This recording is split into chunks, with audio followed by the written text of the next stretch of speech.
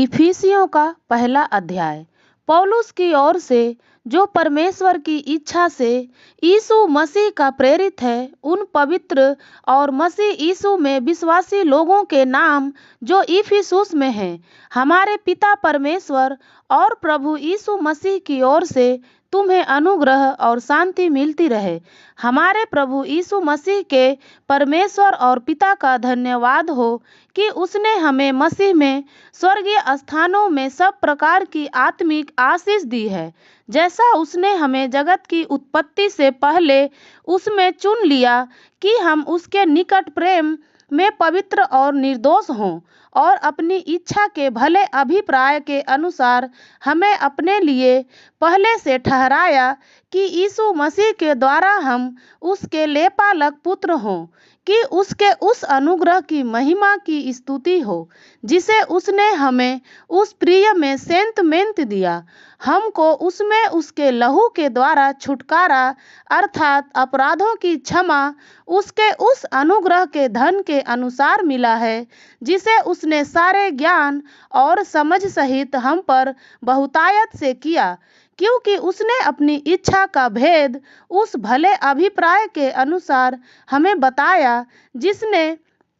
उसे अपने आप में ठान लिया था कि समयों के पूरे होने का ऐसा प्रबंध हो कि जो कुछ स्वर्ग में है और जो कुछ पृथ्वी पर है, सब कुछ वह मसीह में एकत्र करे। उसी में, जिसमें हम भी उसी की मनसा से, जो अपनी इच्छा के मत के अनुसार सब कुछ करता है, पहले से ठहराए जाकर मिरास बने, कि हम जिन्होंने पहले से मसीह पर आशा रखी थी उसकी महिमा की स्तुति के कारण हो। और उसी में तुम पर भी, जब तुमने सत्य का वचन सुना, जो तुम्हारे उद्धार का सुसमाचार है, और जिस पर तुमने विश्वास किया, प्रतिज्ञा किए हुए पवित्र आत्मा की छाप लगी। वह उसके मोल लिए हुओं के छुटकारे के लिए हमारी मिरास का बयाना है, कि उसकी महिमा की स्तुति हो। इस कारण मैं भी उस विश्वास का समाचार सुनकर, जो तुम लोगों में प्रभु यीशु पर है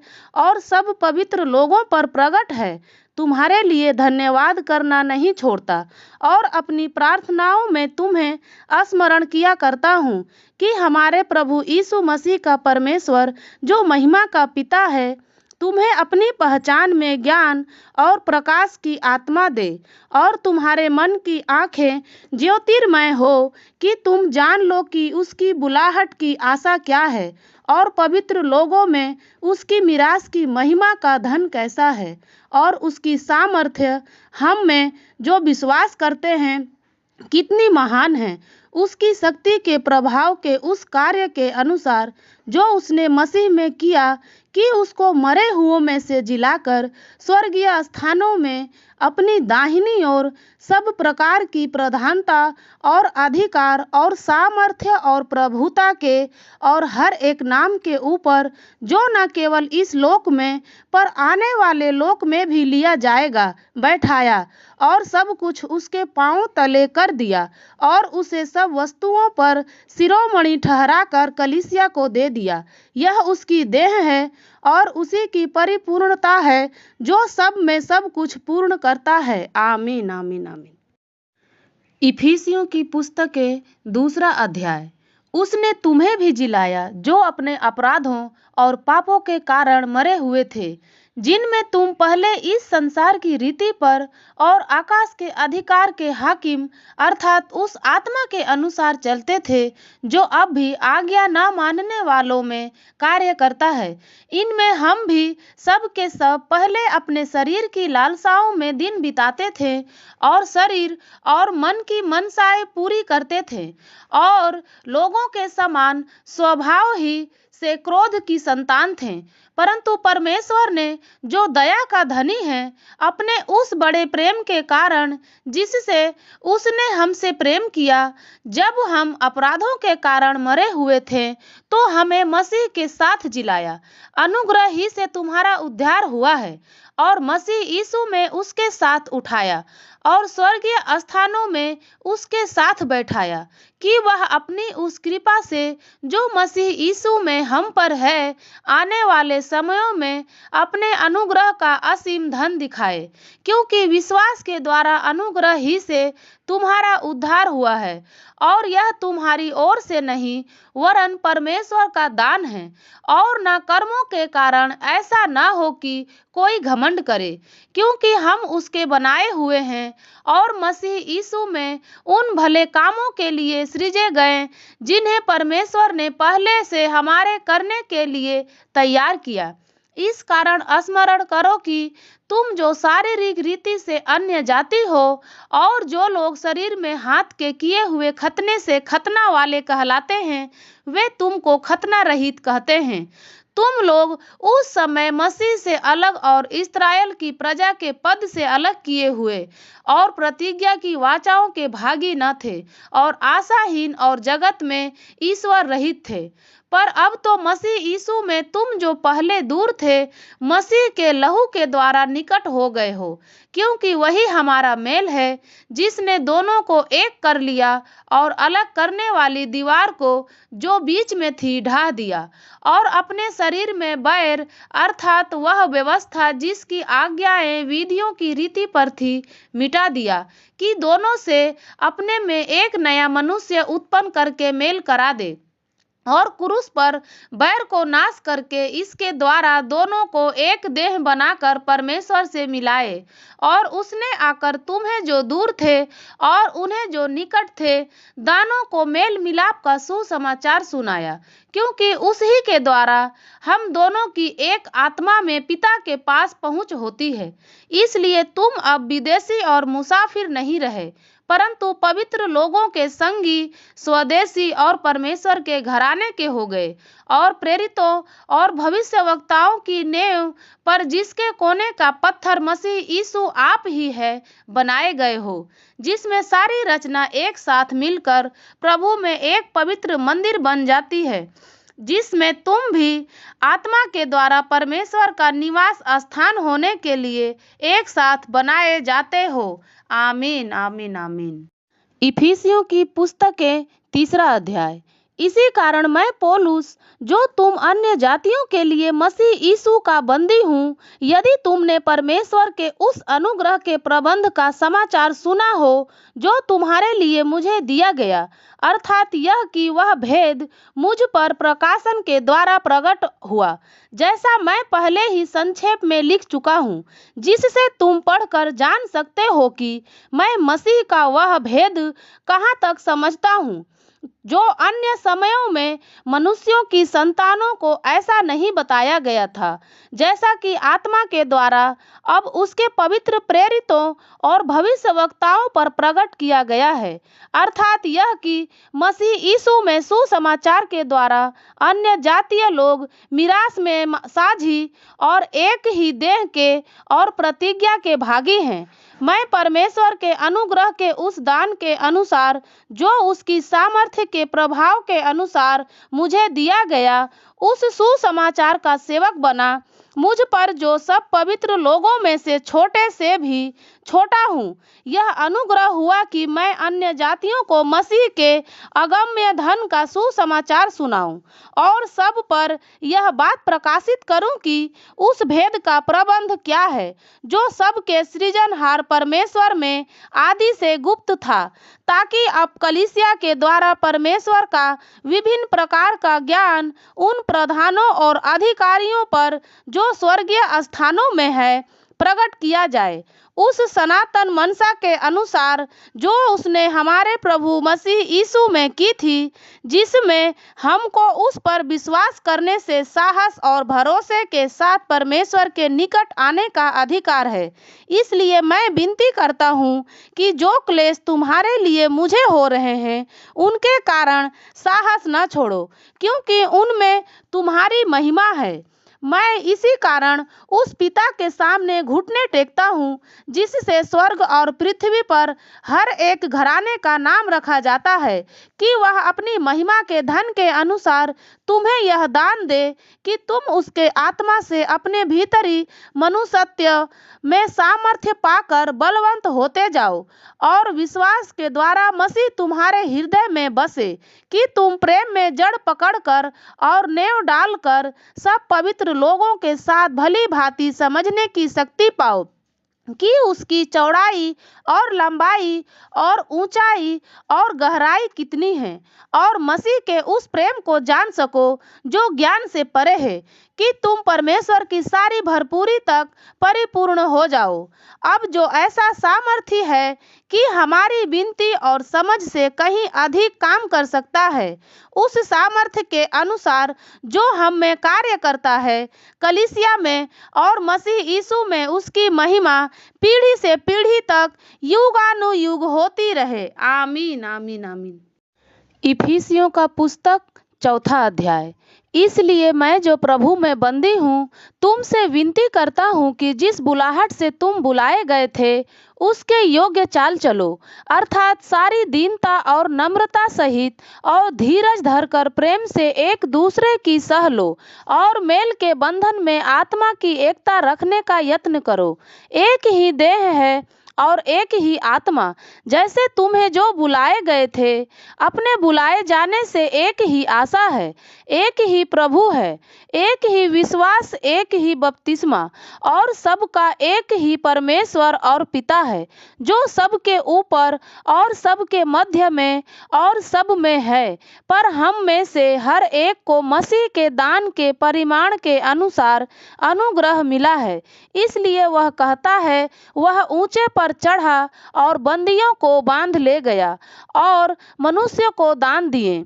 उसके चढ़ने से और क्या पाया जाता है, केवल यह कि वह पृथ्वी की निचली जगहों में उतरा भी था, और जो उतर गया यह वही है जो सारे आकाश से ऊपर भी चढ़ गया कि सब कुछ परिपूर्ण करे। उसने कुछ को प्रेरित नियुक्त करके, और कुछ को भविष्यवक्ता नियुक्त करके, और कुछ को सुसमाचार सुनाने वाले नियुक्त करके, और कुछ को रखवाले और उपदेश नियुक्त करके दे दिया, जिससे पवित्र लोग सिद्ध हो जाएं और सेवा का काम किया जाए और मसीह की देह उन्नति पाए, जब तक कि हम सब के सब विश्वास और परमेश्वर के पुत्र की पहचान में एक न हो जाएं और एक सिद्ध मनुष्य न बन जाएं, और मनुष्य के पूरे डील डौल तक न बढ़ जाएं, ताकि हम आगे को बालक न रहें, जो मनुष्यों की ठग विद्या और चतुराई से उनके भ्रम की युक्तियों की ओर उपदेश के हर एक झोंके से उछाले और इधर उधर घुमाए जाते हो, वरन प्रेम में सच्चाई से चलते हुए सब बातों में उसमें जो सिर है अर्थात मसीह में बढ़ते जाएं, जिससे सारी देह हर एक जोड़ की सहायता से एक साथ मिलकर और एक साथ गठकर उस प्रभाव के अनुसार जो हर एक अंग के ठीक ठीक कार्य करने के द्वारा उसमें होता है, अपने आप को बढ़ाती है कि वह प्रेम में उन्नति करता जाए। इसलिए मैं यह कहता हूँ और प्रभु में आग्रह करता हूँ कि जैसे अन्य जातीय लोग अपने मन की अनर्थ रीति पर चलते हैं, और तुम अब से फिर ऐसे न चलो, क्योंकि उनकी बुद्धि अंधेरी हो गई है, और उस अज्ञानता के कारण जो उनमें है और उनके मन की कठोरता के कारण वे परमेश्वर के जीवन से अलग किए हुए हैं, और वे सुन्न होकर लूचपन में लग गए हैं कि सब प्रकार के गंदे काम लालसा से किया करे। पर तुमने मसीह की ऐसी शिक्षा नहीं पाई, वरन तुमने सचमुच उसी की सुनी, और जैसा यीशु में सत्य है उसी में सिखाए भी गए, कि तुम पिछले चाल चलन के पुराने मनुष्यत्व को जो भरमाने वाली अभिलाषाओं के अनुसार भ्रष्ट हो जाता है उतार डालो, और अपने मन के आत्मिक स्वभाव में नए बनते जाओ, और नए मनुष्यत्व को पहन लो, जो परमेश्वर के अनुरूप सत्य की धार्मिकता और पवित्रता में सृजा गया है। इस कारण झूठ बोलना छोड़कर हर एक अपने पड़ोसी से सच बोलें, क्योंकि हम आपस में एक दूसरे के अंग हैं। क्रोध तो करो पर पाप मत करो। सूर्य अस्त होने तक तुम्हारा क्रोध न रहे और न शैतान को अवसर दो। चोरी करने वाला फिर चोरी ना करे, वरन भले काम करने में अपने हाथों से परिश्रम करे, इसलिए कि जिसे प्रयोजन हो उसे देने को उसके पास कुछ हो। कोई गंदी बात तुम्हारे मुंह से न निकले, पर आवश्यकता के अनुसार वही निकले जो उन्नति के लिए उत्तम हो, ताकि उससे सुनने वालों पर अनुग्रह हो। परमेश्वर के पवित्र आत्मा को शोकित मत करो, जिससे तुम पर छुटकारे के दिन के लिए छाप दी गई है। सब प्रकार की कड़वाहट और प्रकोप और क्रोध और कलह और निंदा सब बैर भाव समेत तुमसे दूर की जाए। एक दूसरे पर कृपालु और करुणामय हो, और जैसे परमेश्वर ने मसीह में तुम्हारे अपराध क्षमा किए, वैसे ही तुम भी एक दूसरे के अपराध क्षमा करो। आमीन आमीन आमीन।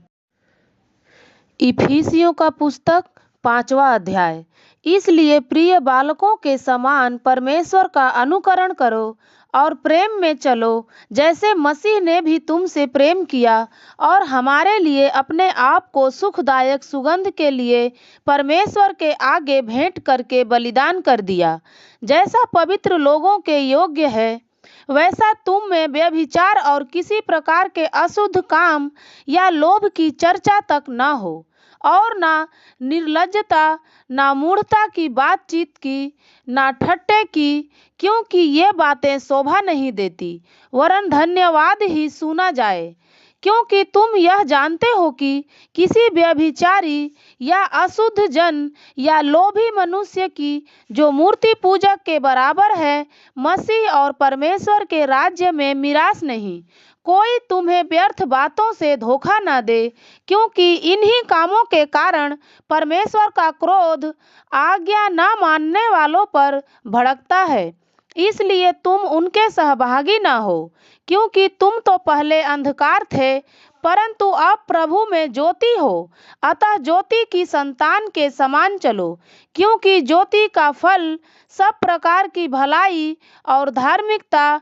और सत्य है। और यह परखो कि प्रभु को क्या भाता है। अंधकार के निष्फल कामों में सहभागी न हो, वरन उन पर उलाहना दो, क्योंकि उनके गुप्त कामों की चर्चा भी लज्जा की बात है। पर जितने कामों पर उलाहना दिया जाता है, वे सब ज्योति से प्रकट होते हैं, क्योंकि जो सब कुछ प्रकट करता है वह ज्योति है।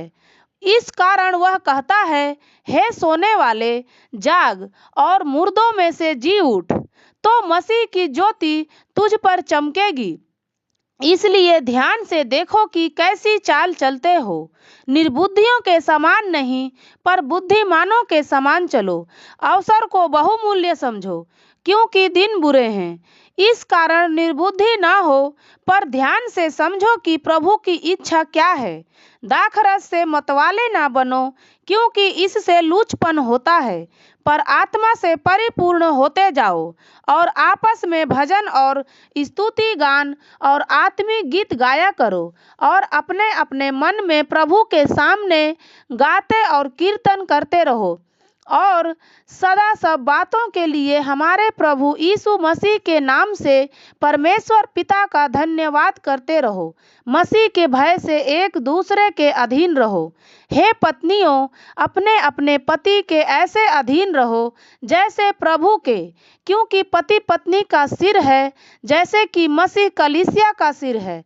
और स्वयं ही देह का उद्धार करता है। पर जैसे कलीसिया मसीह के अधीन है, वैसे ही पत्नियां भी हर बात में अपने अपने पति के अधीन रहें। हे पतियों, अपनी अपनी पत्नी से प्रेम रखो, जैसा मसीह ने भी कलीसिया से प्रेम करके अपने आप को उसके लिए दे दिया, कि उसको वचन के द्वारा जल के स्नान से शुद्ध करके पवित्र बनाए, और उसे एक ऐसी तेजस्वी कलीसिया बनाकर अपने पास खड़ी करे, जिसमें ना कलंक, ना झुर्री, ना कोई और ऐसी वस्तु हो, वरन पवित्र और निर्दोष हो। इसी प्रकार उचित है कि पति अपनी अपनी पत्नी से अपनी देह के समान प्रेम रखे। जो अपनी पत्नी से प्रेम रखता है, वह अपने आप से प्रेम रखता है, क्योंकि किसी ने कभी अपने शरीर से बैर नहीं रखा,